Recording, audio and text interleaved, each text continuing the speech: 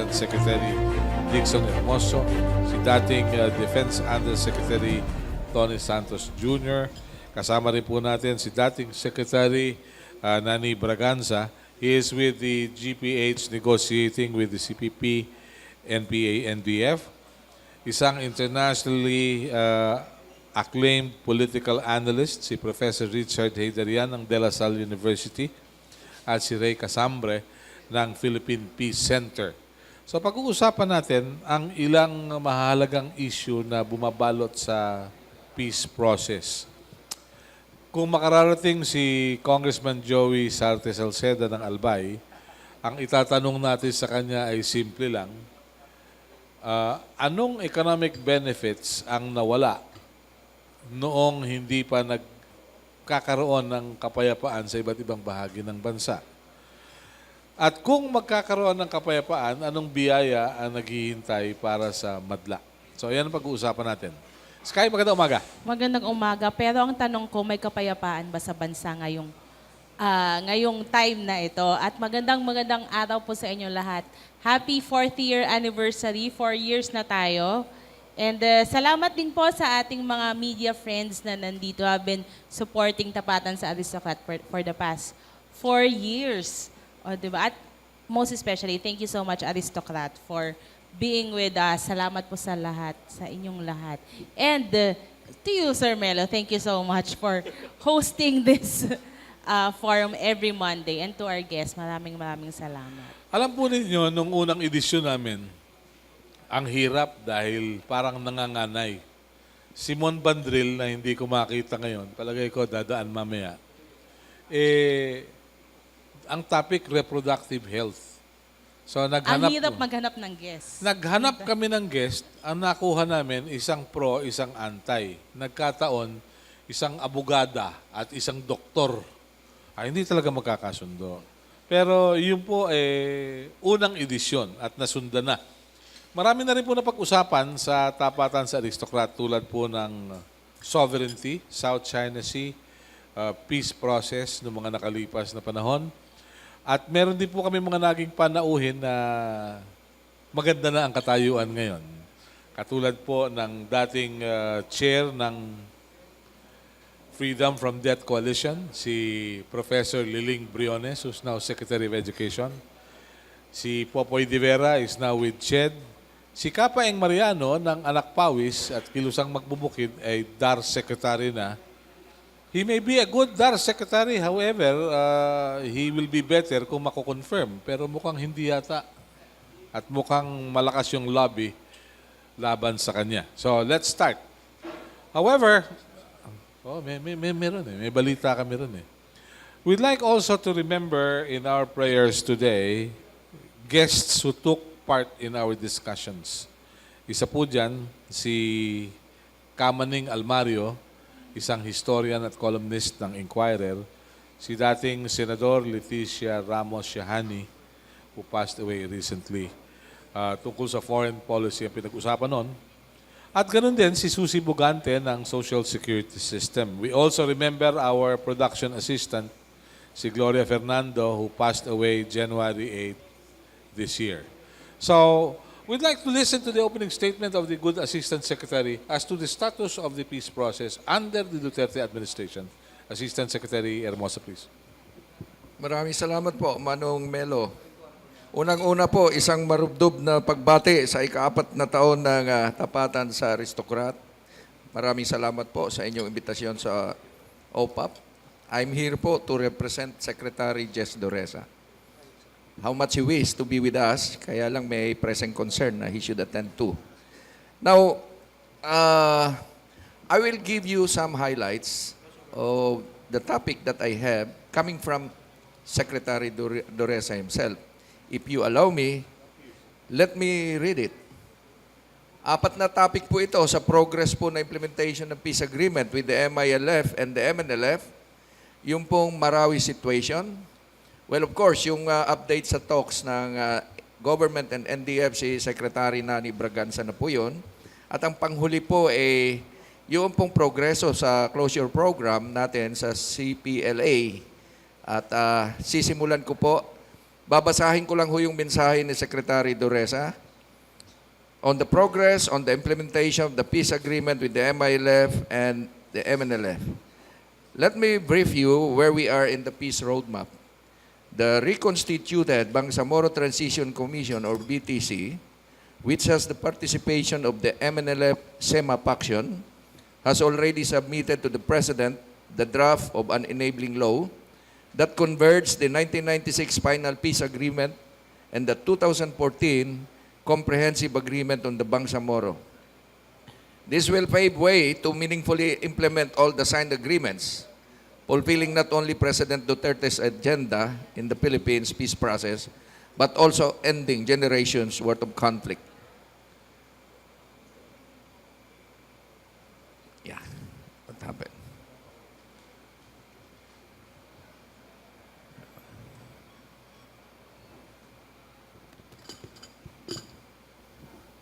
It's not your set, Fox. Standby lang po. Okay. Yes, sir. Yeah. Sorry. In the spirit of inclusivity and convergence, the government panel dealing with the Moro National Liberation Front has been preparing for the discussion for the complete implementation of the tripartite agreement. Remember that the Organization of Islamic Cooperation, in a resolution adopted in 2006, called for a high-level review that came to be called the tripartite review process, consisting of the OIC, the MNLF, and the government to evaluate the implementation of the 1996 final peace agreement.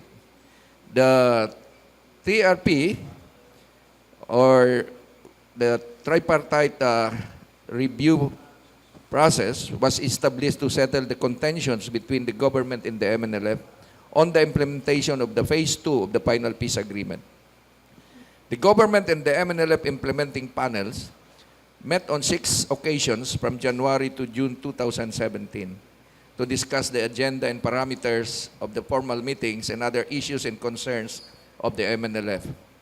Professor Nor Miswari was granted temporary reprieve to represent the MNLF through a resolution that was requested by the government to assure its willingness on the implementation of the signed agreements with the MILF. Let me go now to the Marawi City crisis.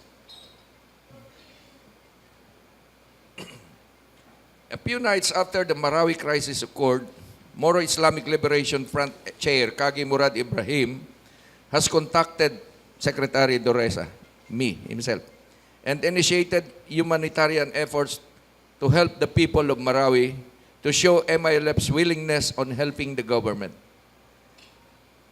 On 29 May 2017, President Duterte approved the creation of Peace Corridor, a safe and secure corridor for children, women, and men fleeing the crisis in Marawi, as well as a reliable space for humanitarian assistance to pass through. The Peace Corridor was agreed after members of both government and MILF peace implementing panels met with President Duterte. It is a testament to show how far the Bangsamoro peace process has come. It is also being jointly implemented by both panels. The Peace Corridor is composed of volunteers from both government, MILF, and civil society organizations. Under the Peace Corridor, 2 joint coordination, monitoring, and assistance centers were established. The Peace Corridor in Marawi City provides a safe and secure route for civilians fleeing the conflict, while the Peace Corridor in Malabang, Lanao del Sur allows the humanitarian assistance to pass through. On June 4, 2017, the first Peace Corridor was established in the 3-kilometer Bangulo Bridge to the 3-kilometer stretch of Quezon Avenue inside the conflict zone or Ground Zero in Marawi City. The peace volunteers were able to retrieve 179 trapped civilians after they were able to convince the Mauti group through an emissary for a 4-hour ceasefire to allow retrieval operations. Series of retrieval operations followed after the success of the first humanitarian post. And on 25 June 2017, a day that is special for our Muslim brothers and sisters, where we were able to negotiate an 8-hour humanitarian post through the help of a group of emissary. This emissary includes ulama, a religious Muslim leader, and this is clear proof that what the Maute is doing is not Islam. As of today, it helps facilitate the rescue and retrieval of 282 civilians who were trapped in the fight between government forces and the Maute group and Abu Sayyaf group. Through the peace corridor in Malabang Lanao del Sur, several government of the ARMM Heart included, and non-government organizations, civil society organizations, Philippine Red Cross and the International Committee of the Red Cross initiated to provide humanitarian assistance for the civilians affected by the conflict, especially those communities along Lake Lanao. Based on the latest situation report of the Joint Coordination Monitoring and Assistance Center, 17,507 food packs, 5,587 pieces of malong, and 1,343 hygienic kits have been distributed by several government CSOs and NGOs in Marawi and other surrounding municipalities in Lake Lanao. The Peace Corridor is a clear manifestation of strong partnership and bayanihan not only between the government and the MILF, but also the solidarity between the Moro and Christian brothers and sisters. As part of the agency's mandate to rehabilitate conflict-affected communities, OPAPP has sent some of its personnel to volunteer for the social rehabilitation of Marawi residents settled in evacuation centers in the neighboring Iligan City, as well as facilitate their prayer needs for Eid al-Fitr. On the Cordillera Peace Process. The Cordillera Peace Process has been a partnership to defend and uphold the rights of the Cordillera people, which started on their struggle for self-determination and preservation of their culture. On this partnership, we have come a long way and deal with several challenges. As we speak today, some of its components have been satisfactorily satisfied, such as the integration of qualified CPLA members into the Philippine Army, the Citizen Armed Force Geographical Unit or CAPGO, and forest guards under the Department of Environment and Natural Resources. Meanwhile, various efforts are ongoing to fill the gaps on the implementation of the July 2011 Memorandum of Agreement. The national government is working hard to ensure the successful completion of our commitments. On our last meeting in Mountain Province, I met with the Regional Development Council Cordillera Administrative Region and the Cordillera Administrative Region's local government officials and some members of the CPLA, and have been informed that the region's only concern are the autonomous movement and the development commitments made by the previous administration to the CPLA. Autonomous Region for Muslim Mindanao officials have joined them on a knowledge-sharing experience on having an autonomous region. The message of support of Secretary Doresa. As the primary source of credible information, the press has a huge role in maintaining peace initiatives that will gather the support of the public. I believe that traditional media still has veracity, independence, and accuracy. We need you to gather good stories that would reflect on this camaraderie made between the government and its peace partners, not for the sake of this administration nor its officials, but to bring hope to those badly affected by the conflict. This in turn prevents divides and gives also a sense of hope for Filipino people that peace is within grasp anytime now. So do not be disheartened if we live in the era of internet and social media. The press can still bank on these qualities, and for this, I urge you to take advantage of your credibility and act as our peace partners in bringing our peace agenda both locally and nationwide, unquote. So, yun po yung mensahe ni Secretary Jess Doresa. Yung punto po about the updates on the government and the talks, si Secretary Nani Braganza na po ang bahala doon. Maraming Okay po. salamat po. Thank you very much. Secretary Nani, you're with the panel negotiating with the CPP and the FNPA since 2001. Yeah. Okay, let me ask you, anong status ngayon?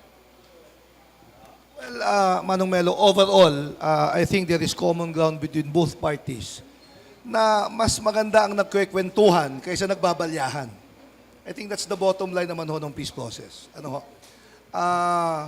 As far as both parties are concerned, it is my sense na maganda yung simulain ng peace talks. Technically speaking, it's almost a year ago. Nung unang nag-back channel in June before the assumption of President Duterte as President. And the first formal talks happened August. Mag-a-August na po eh. So almost 1 year na ho. So maganda ho yung umpisa. Medyo bumagal ho sa gitna.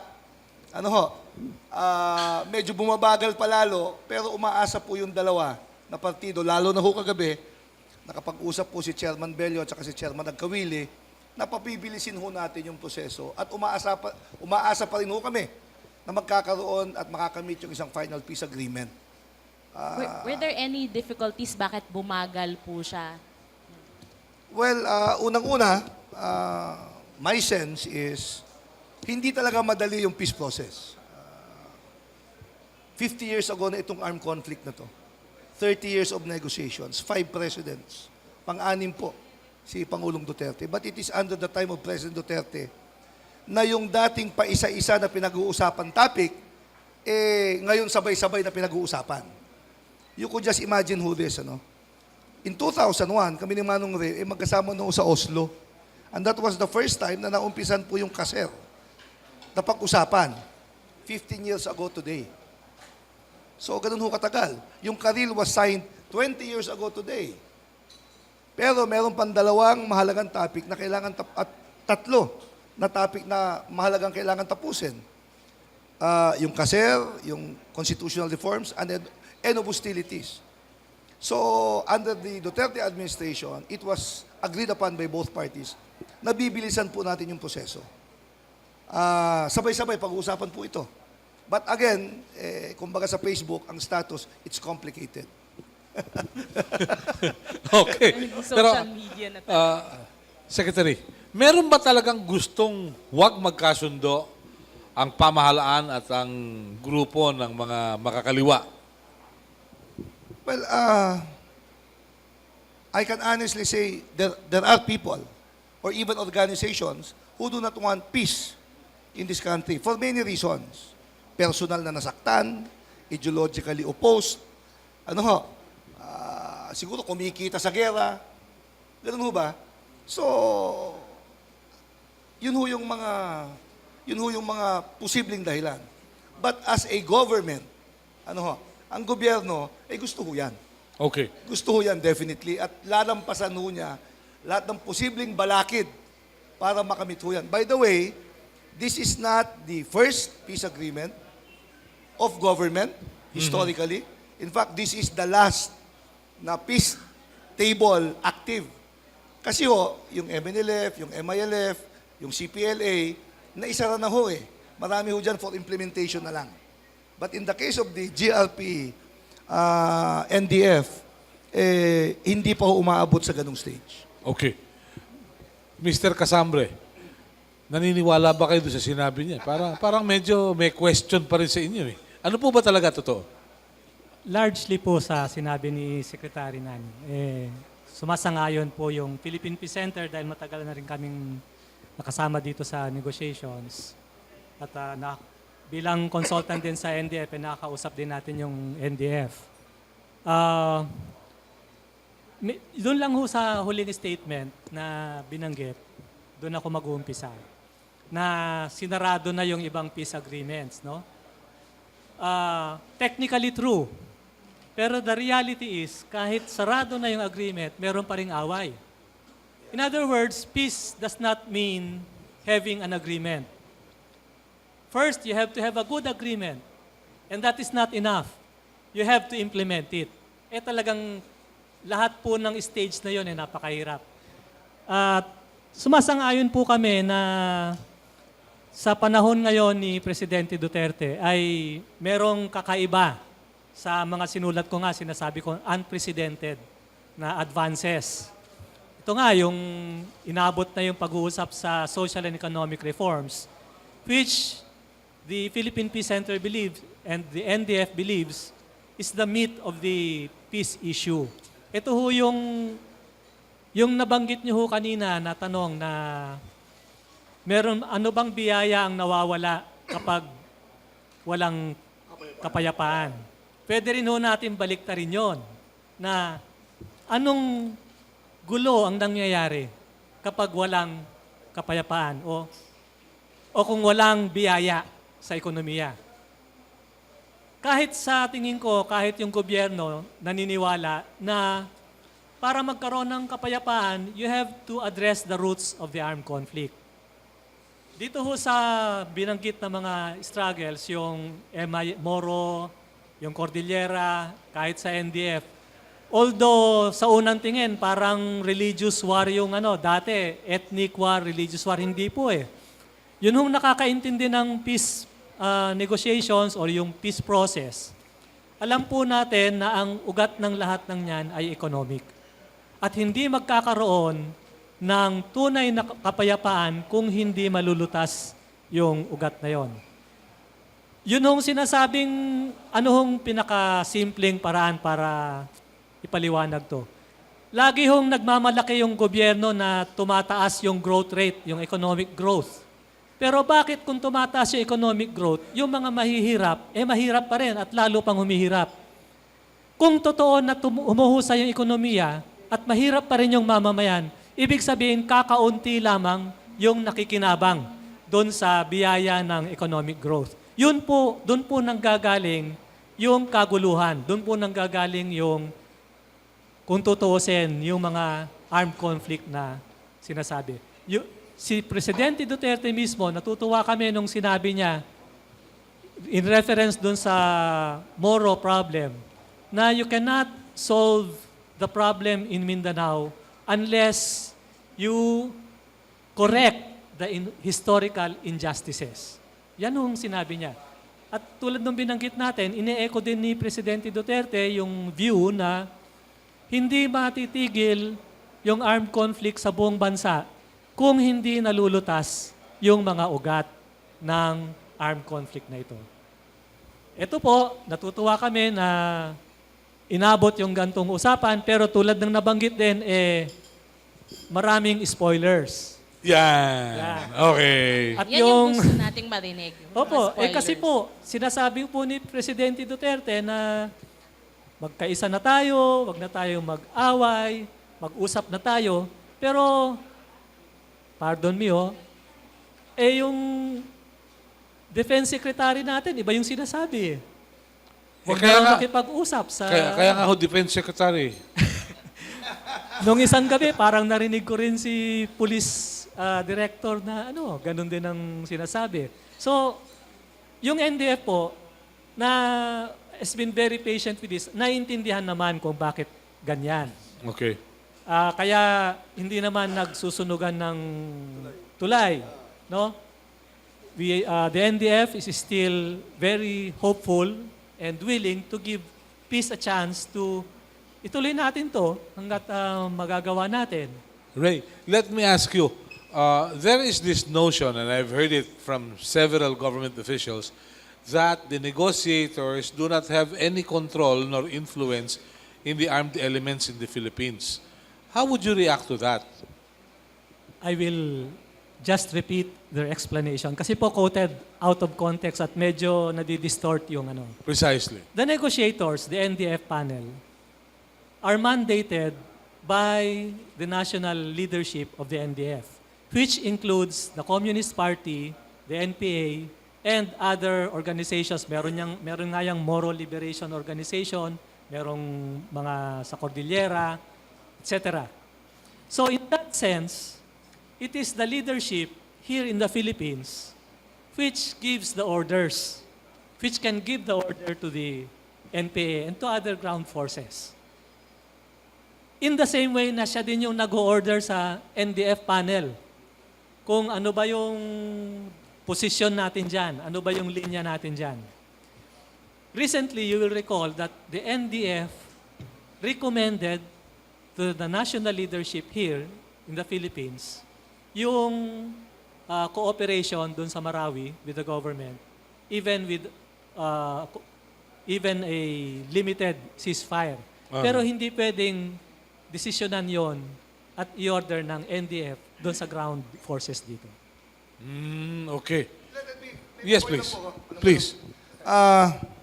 Let me start with yung one ho, no? Let me just make some clarifications. totoo naman po yun na may mga agreements na with the other revolutionary movements. Pero it's still being implemented. Yung mga provisions that were signed. Maybe it can be fairly said na mabagal yung implementation. But remember, government also, hindi lang yung executive branch. There is Congress and there is the Supreme Court. And we have seen this in the peace process, especially in the Bangsamoro situation where yung MOA AD was shut down by Supreme Court, if I'm not mistaken. Ano ho? That was August. Nangyayari ho yun, di ba? But let me also make a distinction between revolutionaries and terrorists. Revolutionaries may kosa ho eh. At malinaw sa gobyerno yon. That's why we're talking with them. But not with terrorists. Hindi malinaw yung objective eh. I cannot imagine a situation where you live in a modern country, explode bombs in the middle of the street with no clear distinction between armed combatants and civilians, at ano ang dulo na gusto mo.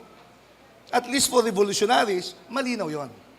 And in fairness to the National Democratic Front, malinaw sa kanila yung social reform objective nila na hangarin din ho ng ating gobyerno. So, in the context of rooting out the causes of armed conflict, let me make this clear lang ho, di ba? Pwedeng may peace talks, pwedeng wala. As long as government continues to address the issues that causes armed conflict. But because there is armed conflict, it is best that we talk. Di ba? Okay. Yun ho yung sitwasyon eh. And that is what government has been doing after the Marcos era. Where most of these revolutionary organizations, nagumpisa. Di ba? May recruiter nung araw eh. Yung post-EDSA scenario, from Cory down the line, wala akong gobyerno na hindi ilalagay sa agenda niya yung peace talks. Okay. Because it's a reality that exists on the ground. Okay. One final point, Manong Melo. Alam niyo ho, as far as control is concerned, ito narinig ko po mismo si Secretary Doresa in his interview, na wala naman mong pinagkaiba yung GRP panel at saka NDF panel. Pareho kami may principal. Di ba? We asked our respective principals doon sa itinatakbo ng usaping pangkapayapaan, especially on critical issues like a ceasefire, for example. Uh-huh. Alam nyo, June of last year, bago pa man umupo si Pangulong Duterte, the NDF offered ceasefire to government. And government announced its willingness to, di ba, announce its ceasefire and the NDF will reciprocate. And in August, during the first round, both parties declared unilateral ceasefires, Okay. which lasted for 5 months. Sa 5 buwan ho na yun, wala kang makitang halos insidente sa ground. But of course, there were allegations of violations, but because it's unilateral in nature, ano ho, na ang neto lang ho nito, ang neto ho ng ceasefire kasi tigil putukan eh. Di ba? Tigil putukan, nangyari ho yun. Okay. Nangyari ho yun. Okay. Coming So, in terms of control over forces on the ground, ano ho, Uh-huh. I would like to believe, and I believe, that Meron. the people we're talking with, meron ho silang not control but influence or recommendatory power to recommend Okay. pag nagkaigian ho sa mesa. All right. Very well. From the military side, you were once Defense Undersecretary. You served at the Armed Forces of the Philippines. And then you saw yung era converted into rolling stocks in Maguindanao. I remember we were together in a helicopter and you said, look at those SUVs. Mula yan sa era. Sabi ko, bakit? Hindi nakakarating sa tao. What are your thoughts about the peace process, Secretary? Actually, yung peace process talagang kailangan yan. At, pero ano bang peace? Ano bang tawag? How do we define peace? Absence of armed confrontation? Kung yun lang, madali. Di ba? Kung yun lang. Pero maraming dimensions ang peace. Di ba? Hindi lang pwedeng tigil bakbakan. Pero sabi nila yun ang umpisa. I can understand bakit despite na may order sa taas ng and Dept na may bakbakan pa rin, yung NPA nag-cooperate pa rin. Because you cannot compare them to an organized something like the armed forces. Isang order, may mga commander. Even in the armed forces, kahit na ganun ko-organized, kumisan meron pa rin talagang hindi sumusunod. Taga ko dyan sa gera, Melo. Di ba? Meron pa rin kahit commander ka, akala mo susundin ka lahat ng tao. Hindi. Kaya kumisan nga nagkakaroon pa ng human right violations. Di ba? Eh kung susundin lahat ng order, wala lang human rights violation, wala lang pagkakamali. Okay. So, now, ang peace, kasi yung tanong natin is it a reality or is it mirage? Sabi ko, lagyan natin ng una-una, spatial distribution. Luzon, Visayas, and Mindanao, iba-ibang peace conditions. Di ba? Maybe we can have relative peace in Luzon. Di ba? Ngayon, we're enjoying relative peace. Di ba? And Visayas, but we have, wala namang unpeace din sa Mindanao sa akin Ang condition ng peace sa Mindanao, shaky lang. Di ba? Because in other areas of Mindanao, there is peace. Di ba? And then, let us look at yung tanong natin dito. Lagyan natin ang time frame is, in the near term, is, can peace be reality in the next 3 years? Sa akin, hindi. In the medium term, the term of Duterte, sa akin din, yung tinatawag na peace na mahaba, na long-lasting peace, hindi rin makukuha. Ang kaya lang gawin ng present administration ngayon is establish foundation for longer peace. But if you look at the strategic dimension ng peace, mayroong political aspect yan May economic aspect, may socio-cultural, may technological, may environmental, may security, may legal. So hindi ako niniwala yung economic lang, excuse me, Sir Casambre, na if you solve the economic problem, meron lang peace. No. May mga social, cultural, yung religious aspect. Kahit bigyan mo lahat ng pera yung ISIS, lalaban pa rin yan. Di ba? Kahit improve them. So, meron kasing mga magagaling na mga tao na magagaling na, excuse me, sa lawyers, but law is not the lone consideration for decision making. Kasi meron dyan sa South China Sea, ini-insist yung law Di ba? Tapos nagpupunta siya sa political, pupunta siya sa military. Sabi ko, kung law ka lang, makapag-argue ka along the lines of law because wala ka expertise sa political. So, ang tanong ko rito is, we should have a more comprehensive approach sa peace process. And I think that's what we're doing. Di ba? May socio-cultural aspect tayo, may political aspect tayo. But again, mahabang proseso to achieve peace. No, hindi ganun kadali, di ba? So we should have to be patient, di ba? On both sides. Pero ang question natin ang basis talaga niya yung sincerity. Ang CPP-LBA ba, pinalitan nila yung mission nila na to seize political power and supplant democracy with a command and control organization. Yun lang Thank you. Thank you. Yes, please. Brief reaction. Bago tayo magtungo sa international dimension. Sige po. Clarify ko lang na nung sinabi natin yung economic, yung meat, hindi natin sinabing yun lang ang dahilan. Pero yun ang pinakaugat. Doon nang gagaling o pinakamalaking pinanggagalingan. Kaya nga sa GRP and DFP talks, nagumpisa sa human rights dahil yung immediately makakabawas sa negative na effects, impact ng gera. Kaya kahit nag-uusap pa, pwede nang bawasan. May immediate benefit. Pero isinunod na yung social and economic reforms. Pero hindi titigil doon. Merong political and constitutional reforms para pag-usapan kung paano nga yung political authority at system para maipatupad yung economic reforms na yon. At pagkatapos lang noon, saka pag-uusapan yung sinasabi natin na wala nang bakbakan. Kasi kung wala yung social, political, economic reforms, kahit na magpirmahan tayo ng ilang dokumento, tuloy pa rin yung bakbakan. Katulad nung nangyayari sa... Yung MNLF po, nakatatlong pirmahan na yan eh. Ng final peace agreement, puro final peace agreement. Aha. Anyway, yung second point po, May kantsaw na kasama eh. So, Has para hindi the- po na-implement ng maayos yung mga pinirmahan hindi ba yun yung nila? sinasabi nila Nor? Paano ngayon i-implement yung Tripoli Agreement ng 1996? At saka that was supposed to be a elaboration of the Tripoli Agreement of 1976. Paano ngayon i-implement yan kung meron kang comprehensive agreement with the Bangsamoro? Kaya nga, ini-explain nga nila na meron mga pamamarang hinahanap, yung tripartite, etc.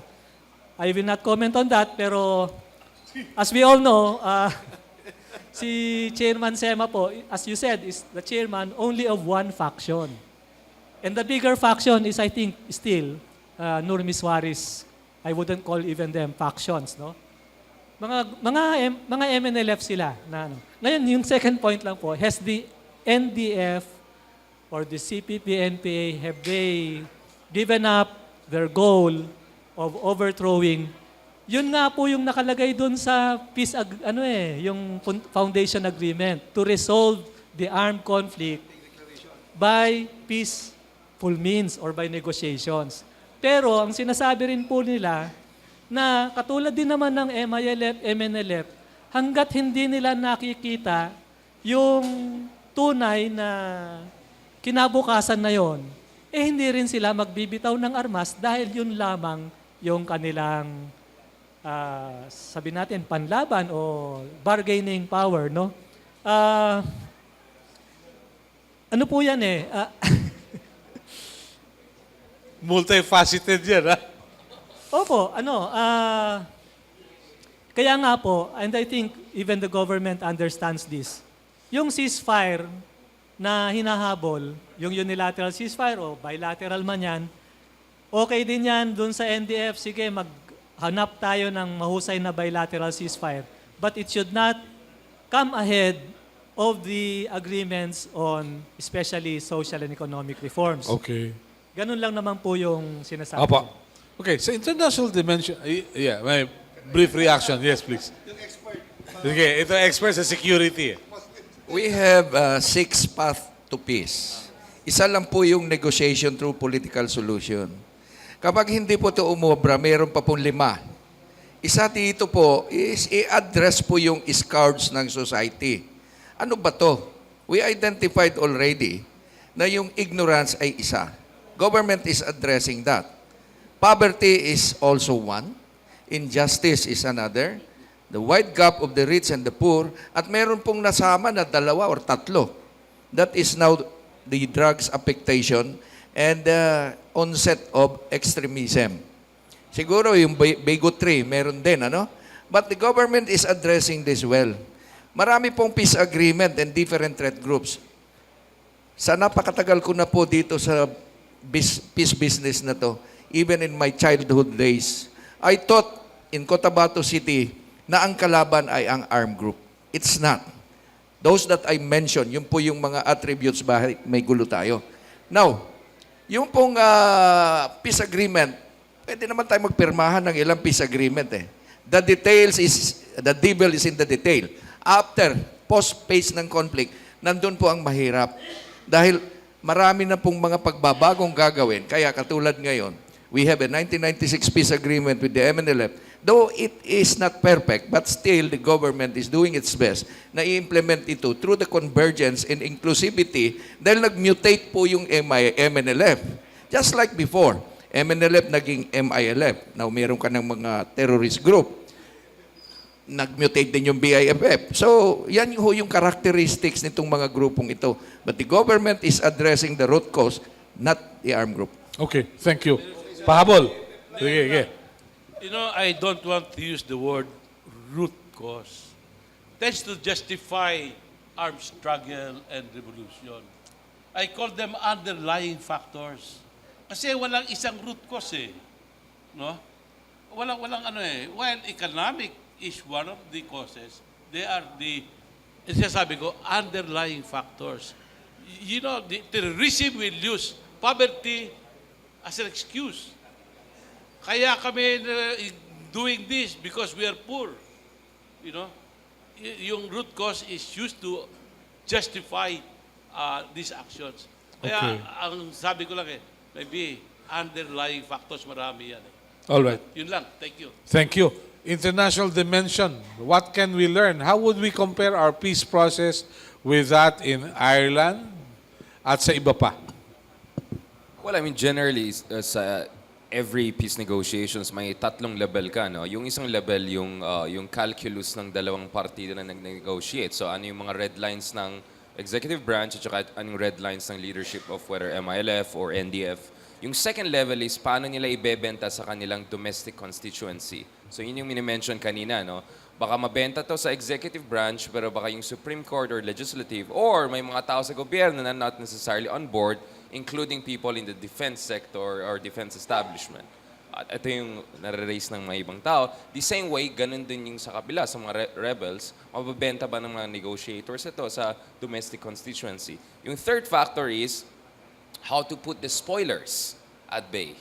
Kasi even if okay yung dalawang panig, no? Nabenta nila sa domestic constituency nila, pero kung nasabotahe ng mga spoilers yan, then back to zero tayo. So you have a simultaneous three-level game that you have to get right. Kaya talagang mahirap po yung peace process, no? So it's not a question of talagang oras lang, hindi itong usapan ng years and decades. It's also usapan ng synchronizing, no? The same thing applies also in terms of international diplomacy, no? So kung titignan mo yung West Philippine Sea disputes, ganun din yung challenge natin. First of all, ano ba yung red line ng Duterte administration? Ano bang red line ng Xi Jinping administration? Mabebenta ba nila yung final compromise or modus vivendi dyan sa West Philippine Sea sa domestic constituency? Kaya dito mahalaga yung public opinion eh. Anong bang tingin sa Pilipinas kay Duterte sa China? Ano bang tingin sa China dito sa Pilipinas? Kaya nakikita natin si Pangulong Duterte, meron siyang concerted effort na i-emphasize sa taong bayan ng China ay hindi lang threat sa atin. Ang China pwede rin maging source ng economic development sa atin. So nakikita mo yung effort on the part of President Duterte to reshape yung image natin sa China, which is very unidimensional and unfair also. But at the same time, may mga spoilers din po tayo. May mga hardliners sa loob ng People's Liberation Army, may mga hardliners sa civil society at media sa China na gusto nila peace but on their terms. Right?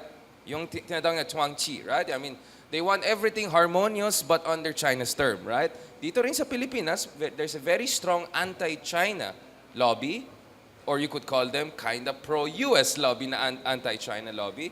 Now, of course, gusto rin magsabotahe doon sa mga effort ng Duterte administration to reach out to China. Kaya nga mahirap po talaga. You have to get everything right, all the three things right at the same time. Otherwise, it's not gonna work. That is why yung mga ibang conflict na natapos sa ibang parte ng mundo, they got the three things right. Now, sa Sri Lanka, well, what they did is they just eliminated entirely the Tamil Tigers. Meron din option yan. Well, the reality is, of course, isa tayong demokrasya, may human rights tayo. At to be honest, I also don't think we have enough firepower to just eliminate entirely the opposition like they did in Sri Lanka. So I think it's definitely not an option for us. In the case naman of Ireland, ang nakita natin, over time, humina yung military wing at saka hardliner sa IRA at saka yung Sinn Féin na more political wing gained more and more influence over time. But at the same time, nakita natin there was also international pressure on the Labour Party to also take a much more moderate stance on that. No? So that's why mahirap talaga yung peace negotiations na yan. And we can see some similarity in terms of dynamics. But I think yung what happened in United Kingdom, in Ireland, could be a good model as to move forward. Looking at Mindanao, my thing is, pagdating kay President Duterte, I think it has been a double-edged sword in a sense that, of course, President Duterte is very unique, right? To put it in an understatement, right? Isa siyang self-described socialist. Meron siyang long historical ties to the communist rebels. Not necessarily pro them, but at least meron siyang communication channels. At the same time, nire-represent niya yung sarili niya bilang representatibo ng mga Moro people. And if you talk to Moro people, they really identify with President Duterte. The first time I saw President Duterte was in the Makati Business Club when he lectured our top oligarchs about the Mindanao crisis, aside from Viagra and everything else. So the point is, he's really unique. My point is that yung uniqueness niya, yung historical ties niya sa Moro people and communist rebels, could have also become a double-edged sword kasi it could also give complacency na porkit may personal ties ako sa mga yan, pwede ko na lang hindi prioritize. And to be honest, my assessment is that is why the president was more prioritizing the war on drugs kasi feeling niya, mas gamay niya yung peace process. At the same time, the concern also there is the expectations were very high. So that is why I think dito sa, lalo-lalo na sa communist negotiations, time matters. Kasi there's a sense na we are in a magical moment. Na finally, we got the right guy in Malacanang who truly understands our ideology, our perspective, but may not necessarily agree with us, of course, because he still represents the Philippine Republic.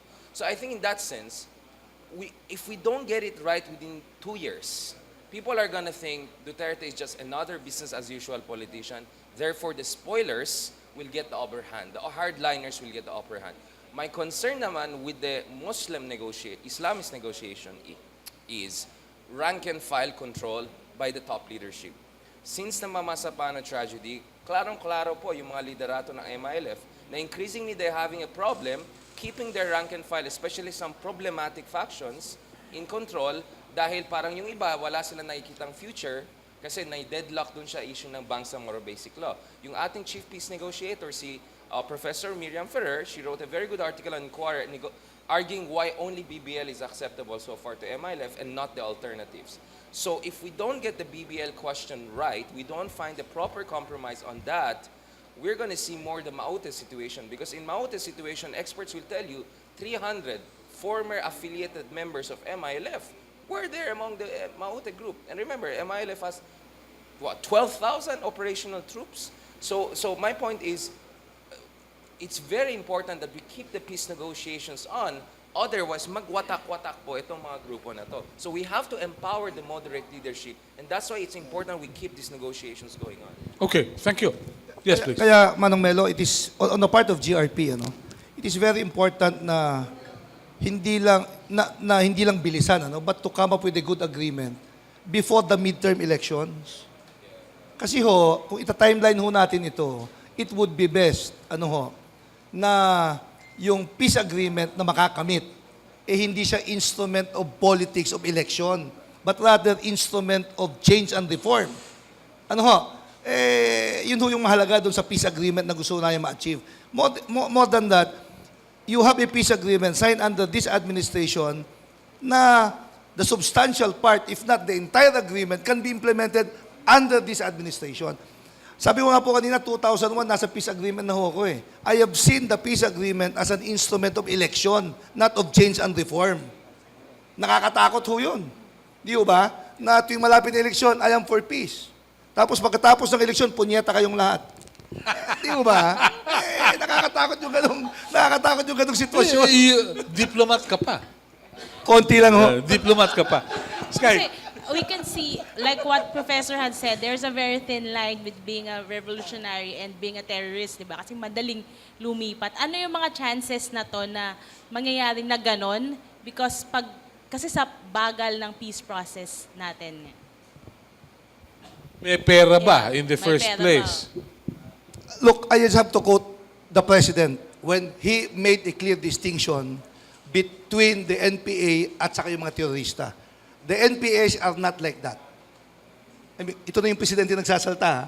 So, kahit sinong expert siguro, tumahimik ka na. Di ba?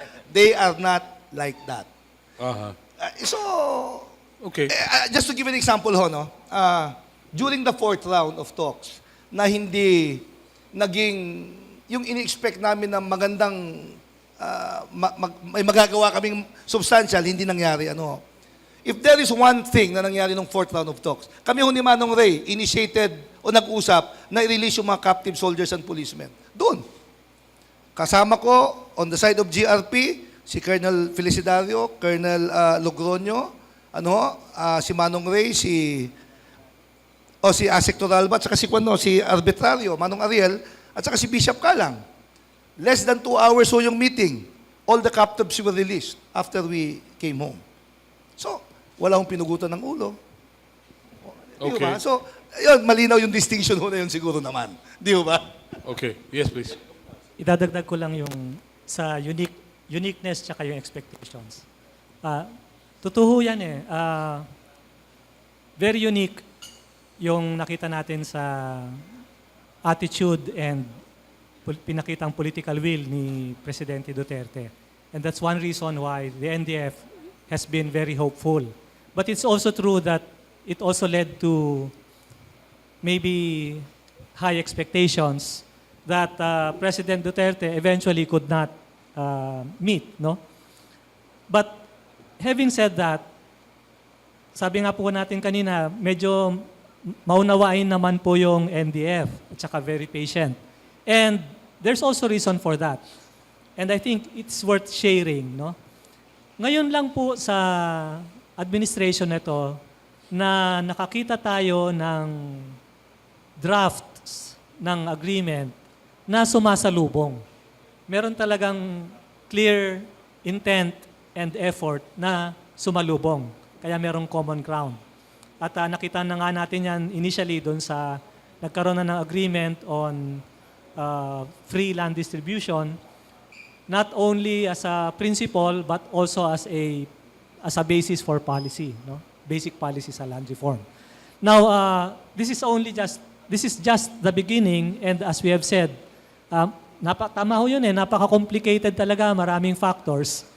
Kaya nga ang challenge sa atin, the more complicated it is, the more patient and the more persevering we should be. Okay. Ganun po yung... Napakaganda. General, please, pairam nga po ng mikropono. Yan. Alam nyo, gusto ko lang i-differentiate yung terrorist acts ng CPP-NPA. They're involved in terrorist acts. Diba? They engage in terrorist acts to sow fear and force cooperation among the people. They also engage in indiscriminate acts of terrorism. Pero yung sinasabi natin, so we define that as terrorist acts. Iba yung terrorism. Yung terrorism is mass casualty. Kagaya ginagawa ng ISIS. Di ba? And kasi malaking issue to eh. Sabi nila, yung bang revolution tsaka terrorism magkaiba? Di ba yan ang malaking issue ngayon sa Supreme Court sa Declaration of Martial Law. So, ang terrorism is only a vehicle, a tool. Di ba? Kagaya nga, kaya dinidepreciate namin yung terrorism and terrorist act. Yung terrorist act is, ang purpose lang ng CPP-NPA is to force cooperation among the people. Di ba? O sumunod kayo sa amin, kung hindi, ganyan. Yung terrorism is mass casualty. Di ba? Mass casualty. Ngayon, kinakapapadla ko anong purpose nila. Okay. Kaya yung ISIS, ngayon sinabi nila, we would like to put up A caliphate. here, a caliphate. Diba? Sige nga po. Maganda na discussions. Umiinit. Alam nyo ho, among us negotiators, di ba, while words are important, o yung mga semantics, as much as possible, we avoid them. Yung branding. Yan yung branding eh. Mahirap po yung branding ha. Only spoilers do that. Yung mga, di ba? Kasi, and I'm not referring to you, boss, ha? Matagal tayo magkakilala. Kinaklarify mo lang, okay? Basta kami dito magkakaibigan, bahala na ako yung tatlo. Hindi. What I'm simply saying is, mahirap yung branding pang magharap kayo. Lalo sa negosasyon. Di ba? Unang-una, you have to keep an open mind. Kasi there must be a strong reason for these people to rebel against government. Tandaan nyo, ha? Magpapakamatay para sa kosa nila na walang sweldo. I mean, who would do that? You know, in this country, when priests starts embracing an ideology contrary to their belief, may problema itong bansang ito. Okay. When nuns and priests, when the rich, when the oligarchs, there was a time, they were supporting the cause of the left. Simply because nawalan sila ng space within our democracy. Okay. So, whose fault is that? Not the left, but government. You force everybody to go left. When government's role is at least bring everybody to the middle and deliver reforms and services. Kasi Okay. government for the people eh. You Okay. got the government for the left and the right. mag-ABCD na lang tayo dito. Okay. Hindi mo ba? Pero let At me least ask that's you my this. understanding. About 2 weeks ago, the foreign ministers of Malaysia, Indonesia, and the Philippines met at Conrad Hotel. And it was during this forum when the Malaysian foreign minister said, times really changed. Before, we fought with terrorists whose main goal is to survive. They became terrorists because they want to survive. Now we deal with terrorists willing to die. No, this is entirely a different game. Well, again, just from a scholarly standpoint, act of terrorism is deliberate targeting of civilians for a political objective. That's why my distinction is not between revolutionaries and terrorists. My distinction is between hardliners, doves, and extremists. Extremists are people who are not willing to negotiate with the government under any circumstances. That's where the ISIS clearly falls. ISIS has a political objective. There is a basis for their grievance. In the view of ISIS, they have a revolution to bring back the caliphate. It's a revolution to them. The doves are people who believe enough of violence, it's time to find a political compromise. Hardliners are people who are saying we need a little bit more violence to strengthen our negotiating position so that we get a better deal. That's why my distinction is extremists or non-negotiables, hardliners who need violence for tactical purposes, and the doves who are saying enough of enough for the violence. And that's why it's also important what is the configuration of these three within the broader negotiating process. Kaya nga gusto ko yung may mapping din tayo ano nangyari dito eh. And I'm not an expert on the level of these guys, but that's what I know on the level of tactics and strategy. Now, on the Malaysian statement, I'm not really sure about that. Because in the 1990s, Al-Qaeda, when they were bombed by the Clinton administration, their camps were being bombed, they were coming already here to Southeast Asia. Remember, a lot of planning of attacks in the United States was done here in the Philippines, including here in Manila, right? So what we're seeing right now in ISIS is a reincarnation of Al-Qaeda. I would say Al-Qaeda on steroids. This is what we're seeing right now. Because you have a next level of public relations, next level of violence. It's even more violent than Al-Qaeda. And of course, the thing is that there's also this level of frustration on their side. Because the difference between ISIS and Al-Qaeda was always a much more theoretical kind of campaign. It was all about targeting the West to make the people wake up. While ISIS was a project of really creating a state, an actual state here on earth now, right? And now that they're losing that, because Mosul is gone, Raqqa is half gone, they're desperate to show that they're still a force to reckon with. And that's why since 2015, the ISIS has been saying, I warned the Aquino administration on this, several cabinet ministers back in 2015, they're gonna come here. It's just a matter of time. And we have to be prepared for them because generally they see Southeast Asia as a natural fallback option because there are a lot of areas with porous borders, Sulusi, Celibacy. There's a lot of grievance here. There's a lot of state failure here. And the problem right now is, as one expert put it, Mindanao is once again becoming a sexy destination for jihadists, as Sidney Jones put it, which I think is kind of true. And what really made me worried is the presence of Arab fighters, probably Russian Chechens, those guys you don't mess with. That's why we need Putin to help us. Probably even Chinese Uyghur fighters could join us. That's why we really need all the help we can get on this issue. And I'm very glad that President Duterte's independent foreign policy has led to a strategic sweet spot whereby you have both US and China competing to give us armaments to deal with this issue. But again, going back to the point a while ago, counterterrorism is just a way for us to keep the spoilers back. But the real challenge is how to resuscitate the peace negotiation with the doves, with the leadership of the NDF and the leadership of MILF, and that's where we need investments. That is why nung isang buwan, I really disagreed with the decision of the Department of Finance to say that we're going to reject any aid coming from the European Union as far as there's conditionalities. I have serious problems with that. Because first of all, conditionalities of the European Union are not IMF conditionalities. The conditionalities are very lenient and subject to negotiation. And by the way, EU is one of the largest investors in the peace process. And we need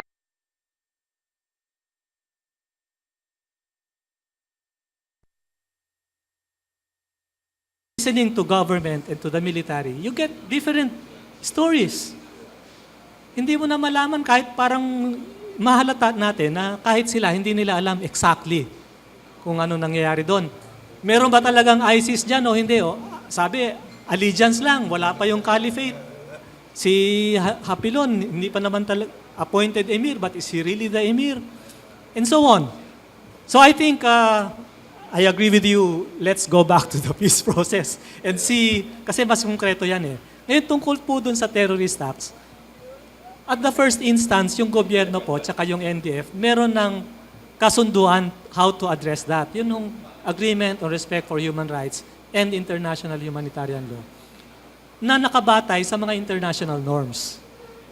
And naglagay sana ng mechanism para ma-check ng both sides yung whatever violations or excesses or abuses are committed by their forces. Ang problema lang po niyan, dahil nga doon sa on and off na negotiations, I think it's mostly government which refused to implement by setting up and convening yung Joint Monitoring Committee, which was supposed to discuss all of this. Okay. Now,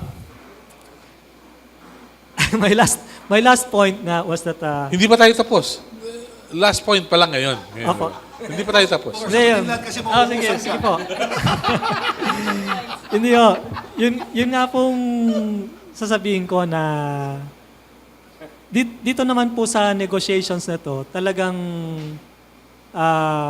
tama ho yung sinasabi ni Secretary Braganza na malaki na yung salubong eh doon sa kung ano yung dapat patunguhan. Okay. At ano yung konkretong dapat gawin. Yun nga lang, tama yun na we have to deal with the spoilers. And I think both the government and the NDF, yung mga panels ngayon, are not amateurs when it comes to this. Okay. Medyo sanay na po yung both sides. Kaya hindi masyadong yan nayayanig kapag merong mga statements like we will send you to jail and we will cancel the negotiations. Medyo Okay lang yan. It comes Okay with lang. the territory. Sanay na kayo doon. Ganun. Medyo po. Anyway, sabi naman But kasi we're still hopeful. Sabi kasi ni Ramon Casiple, hindi siya worried kay President Duterte. He's more worried of Donald Trump because whatever happens in the States will have an impact in the Philippines. Sabi ko, when do you know when the President is serious and when it's not or when it's joking? Sabi niya, I believe the President when what he said has come to reality. Pero kung hindi pa rin naman ang kakatotoo, okay lang yun. Yun ang sabi niya. Yes, please. May konting reaction lang po dun sa presensya ng terorista sa Marawi. I'm the focal person of the President in his peace corridor. I'm always there in Marawi. I have seen this. There are 2 terrorist group there in the ground zero. Ito pong Mauti Maranao at yung Abu Sayyaf group ni Isnulon Hapilon composed of Tausugs and Yakan. So meron pong presensya ng terorista dun sa mismong Marawi, dun po sa ground zero. Now, yung thin line dividing between a revolutionary and a terrorist. Nababasa po natin sa mga pahayagan at sa TV ngayon na ang gusto ng Mauti to negotiate with them and the government is the MILF.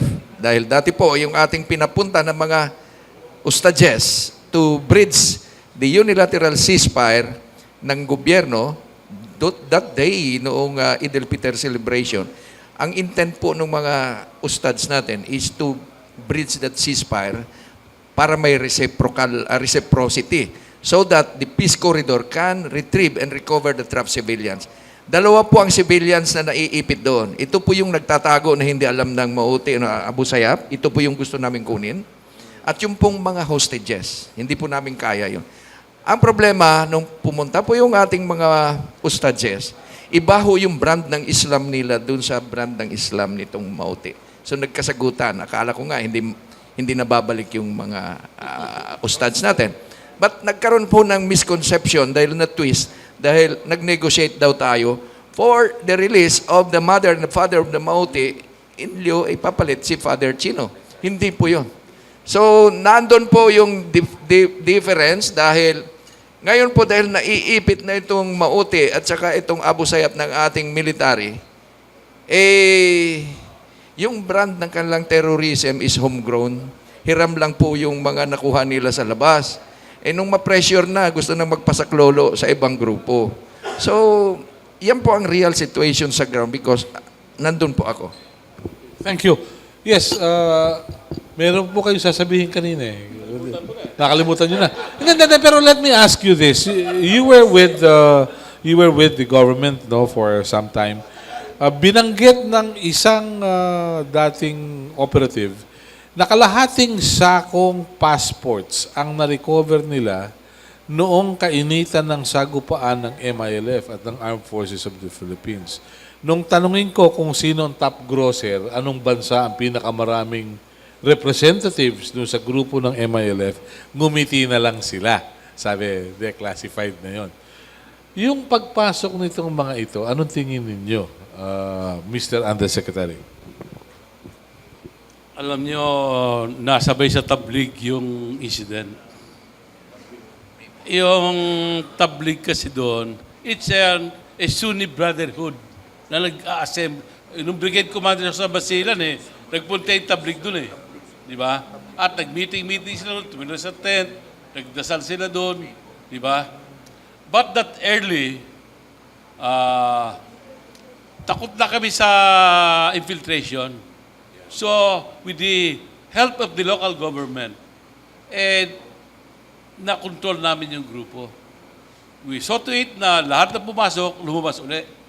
Although after that, mayroong mga radical preachers na pumunta uli doon at parang they're, inciting yung mga locals. Okay. But immediately after that, I'm sorry to correct you, yung Al-Qaeda gusto rin magtayo dito ng caliphate. Inagaw lang ng ISIS yung idea ng establish a caliphate. Ang Pilipinas, Malaysia, Indonesia was Mantique III. Please look back. Hindi ISIS lang. And so, ganyan na nangyari ngayon. So, dun sa Marawi, maraming nakapasok because of the tabligh. Yun lang ang tingin ko, no? At yung iba ron, maybe ISIS na rin. Cover story lang yung tabligh. At yung iba naman doon, baka naman hindi terrorist, naipit lang. Hindi ba meron nga mga Indonesia na lumabas na? Na hindi naman sila sumama sa gera. So, meron mga namatay doon na it's difficult to conclude na merong Arab-looking na terrorist na kagad yun. Baka umatid lang yun ang tabligh tapos namatay Di ba? So, ang gusto ko lang na point na sabihin dito, Ray, alam mo, pagka-gera, galing ako sa gera Ang gulo talaga niya, the flags of war. Di ba? Hindi mo mabasa yan. Di ba? And, yes, okay. Alam mo, 28 years ako sa Mindanao. Buti nga, buhay pa ako Di ba? Ito, di ba? And mukha ba akong katok ngayon? Because of the effect of my stay doon sa gera-gera? Please answer that. Okay. We'll open the floor to our colleagues from the media who may have questions. Meron po tayong mikropono rito. Masaya yan. Let's have the questions from our colleagues from the media. Let's start. Yes.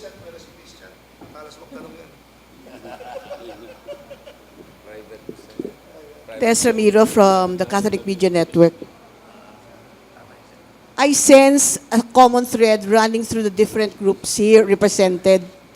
And that's the desire for peace, but at the same time going through the process of peace negotiations, no matter what levels. Yun ay pagdating sa positibong anggulo. What I cannot see right now is, okay, you have a top honcho like the president, but you don't seem, at least the impression that I get as a citizen, walang talagang cohesive group that would really put all the pieces together such that I see one big pie, pero may mga slices. Yung slice na yon, maybe from Mr. Casambre, from Secretary Braganza, from Secretary Dickson, and from General Santos. Yung ganun ba? Mga pieces of the bigger pie. Pero what really would be the cohesive way of putting things together such that even the citizens would feel na, ay hindi, we're getting there. katulad nga nung sinabi niya, may halfway nang nagawa eh. So, nasa na tayo? Which would bring me to the other side of the coin. Ano ang biggest block to peace? Aside from all the things that you mentioned, ano yung common thread na nakikita niyong the biggest block to peace other than the spoilers? Kasi ang tingin ko yung spoilers, konti lang eh. Kaya lang maingay. Pero, would you say that the passivity and the unconcerned kuno of the citizenry affect the peace process? What's your take on all of this? Wala ko yung moderator. Sige po. So, we'll, Isang yes. comment, ano? Alam niyo yung the peace process and everything, yung situation, hindi ka pwedeng gumawa ng pigeonhole and then sort it out, sasaksak mo, ito, ganyan, ganyan, ganyan, ganyan. Hindi pwedeng ganun eh, yung sinasabi niyo. On top of this is Secretary Duresa, di ba? That's not my meaning because in that sense, parang Lego lang na inattach mo lang na gano'n. Hindi naman gano'n. Ang sinasabi ko lang dito na yung hinihimay ninyo eh. Like, when you were presenting yourselves to us right now, and you were presenting the experiences that you have and the decisions that have been made depending on where you're coming from, ang nakikita ko hati-hati. Wala akong nakikitang koneksyon doon sa inyong 5 o 6 na kayo nandyan. As a citizen, saan ako? Anong pakiramdam ko in terms of the peace process? Kaya, pag nagbago ang gobyerno o kung sino man ang nakalukluk dyan, iba na naman. O kaya, na-assign kayo sa ibang government agency, iba na naman ang posisyon nyo. So, nasan kami? That's one side. The other side na sinasabi ko naman would be, ano yung nakikita nyo na the biggest stumbling block to peace? Would you say that the passivity of us citizens, wala kaming pakialam kay tumuwad kayo dyan or what? Kung meron kayong iba ilalagay namin sa posisyon o hindi? Wala kaming pakialam kung magkano budget ang gamitin ninyo? Basta ang punto, gusto namin ng kapayapaan. Ma'am, noon pong July 18, last year, inapprove po na ating Pangulong Duterte yung roadmap to peace ng OPAPP. Una po dito is yung tuloy-tuloy yung pag-uusap sa NDF at saka implement yung mga accords na nasa Bangsamoro, MILF, MNLF, closure dun sa CPLA, RPA, ABB, and then yung pong peace dividends, ma-deliver. So yun po yun. And then, hindi po sa negotiation na negotiator lang po yung nakaupo. Secretary Duresa clearly stipulate this, that the bigger table is not in the negotiating table, it is the people, the involvement of the people. That is why marami po kaming mga consultation na ini-involve po natin sa decision making. Take a look, what happened to the Mama Sapano? Kung hindi nangyari yun, tuloy-tuloy na yung BBL. At ang mga maiingay is yung hindi po involved doon sa Mindanao. So, napakadaling sabihin po nung hindi nakaranas ng evacuation ng putukan na all-out war. So, we are involving the bigger table here. Okay. Yes, please. Yun po kasing pagtamo ng tunay na kapayapaan, isang napakalaking pagbabago. Ang biggest stumbling block po, yung ayaw ng pagbabago. At saka, hindi so much yung ayaw, kundi hindi alam na pwedeng merong pagbabagong maaari. Yung complacency which results in inertia. Palagay ko, yun yung sinasabi nyo na kauna-unawa naman. Siyempre, yung ordinaryong tao, gusto lang niyang mabuhay ng mapayapa, gusto niyang kumakain siya ng 3 meals a day, comfortable life, etc. Parang yung peace, napaka-esoteric na ideal na napakalayo na hindi sila concerned. Pero itong nakaraang mga taon, I think all all forces which are involved in the peace process realize na kailangan talaga ng participation at suporta ng mamamayan. Kaya, unfortunately talaga pong napakaliit ng peace constituency eh. And I would add na yung isa pong positibong nangyari dito sa administrasyon ni Presidente Duterte, talagang tumaas sa national consciousness at saka nasusustain yung usapin ng peace at saka yung peace process.